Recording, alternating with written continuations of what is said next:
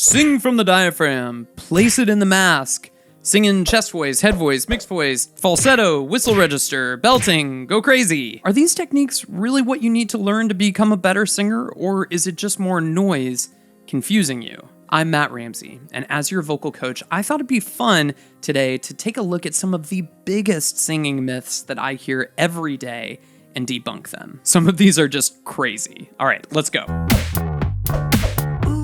Let's go. There are tons of bad singing myths out there, and I like to say that for every vocal coach, there's a different vocal technique.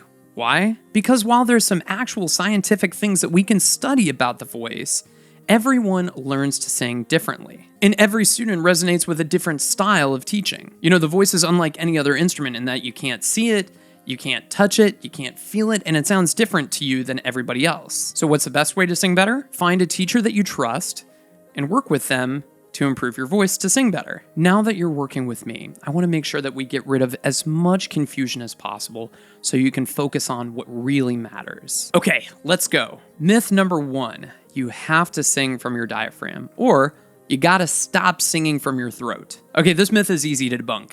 It is impossible to sing from your diaphragm. All singing comes from the vibration of your vocal cords. Now, the diaphragm is the muscle that is attached to the bottom part of your lungs. When it contracts, it flattens, which allows your lungs to fill up with air. And the truth is, we need good breath for singing. Breath is the fuel for the voice. But if we pretend that the breath is the fuel for singing, then what's going on with the vocal cords is the engine. And if the engine isn't working properly, if the vocal cords aren't vibrating effectively against that air from your lungs, then you're not going anywhere. In other words, you're not singing. So if the engine isn't converting that breath into energy, nothing is happening. Now, I want to go on record and say breath is obviously super important to singing. And oftentimes it makes the difference between good and bad singing. But it is very important to make sure that the vocal cords are vibrating as well. And in terms of vocal technique, that means that you're singing with good vocal cord closure, making sure that the vocal folds are coming together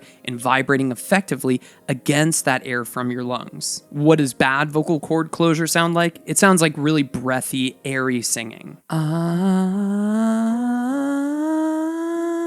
That breathy sound comes from when the vocal cords aren't actually vibrating as effectively as they could be. So no matter how good of a breath you take before that, it's kind of lost because the vocal cords aren't actually converting that energy into singing. So if you're singing too lightly, a great exercise to help you get that fuller vocal cord closure is the 5-tone BRATTY na, like nasty. Na na na na na na na na na. Na na na na na na na na na. That buzzy nasal sound is really good at getting the vocal cords to close more evenly, and that will get us back into balance. Okay, myth number 2, you can't sing if you're over, let's say, 18 years old, and I've heard 16 years old, 10 years old, 25 years old, 40 years old, 50 years old, 60 years old. People learn how to play guitar at almost any age, but with singing, we have this idea that it's like, oh, if you're not born with it, then you can't do it. Now, the voice changes as we age. We really can't help that. But the foundations of singing, learning how to sing on pitch, in rhythm, with chest voice, head voice, mixed voice, with other vocal effects like vibrato, this can be learned at any age, provided that there's no disease or issues with the voice or the breathing systems. But there is something to learning how to sing when you're younger.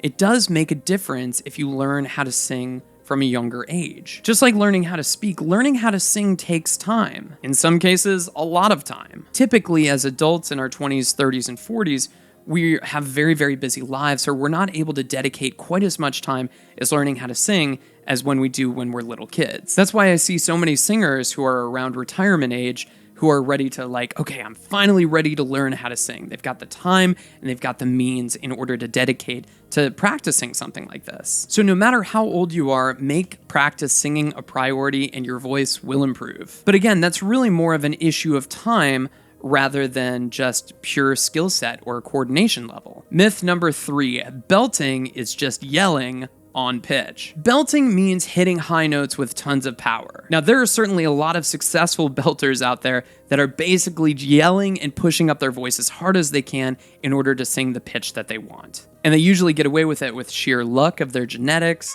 skill, mouth widening, brightening the tone, and raising the larynx. But at a certain point, everybody hits a wall.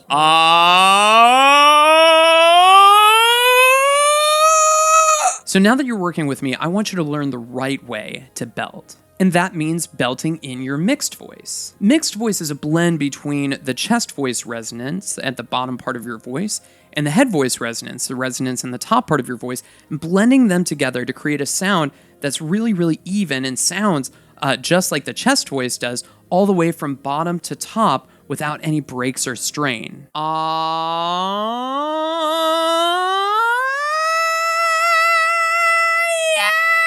Rather than just pushing up for high notes, mixed voice takes a lot of skill and time to develop. But once you have it mastered, it is one of the most powerful tools in a singer's arsenal. A great exercise to help you belt better would be singing on an octave repeat bratty na, as in nasty. Kind of like we did for the earlier exercise, but this time we're gonna walk up to a high note and repeat it like na na na na na na na na na na.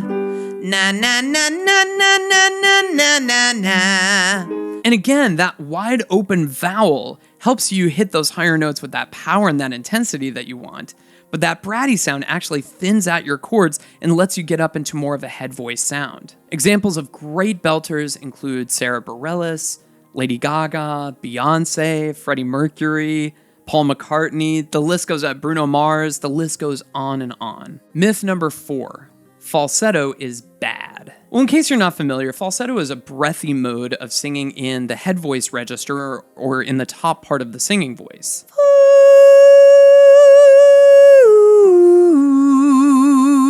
For me personally, I define falsetto as the breathy or kind of the hollow version, whereas the head voice is the fuller and more resonant style of singing in that top part of your voice.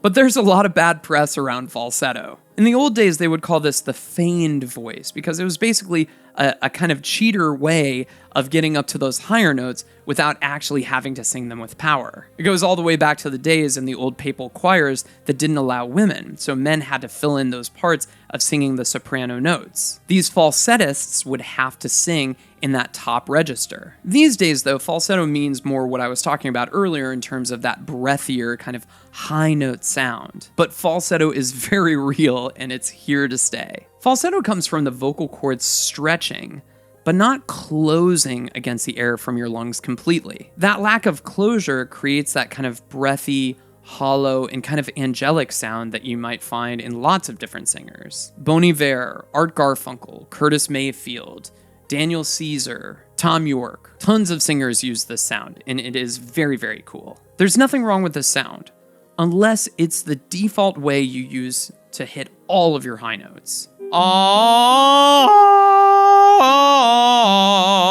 Unfortunately, that's the case for tons of singers. They go up to hit a high note, and their voice just breaks completely into falsetto. Now, if that's you, you need to train that top part of your voice, the head voice, to blend with the bottom part, the chest voice, to create that mixed voice so it's seamless from bottom to top.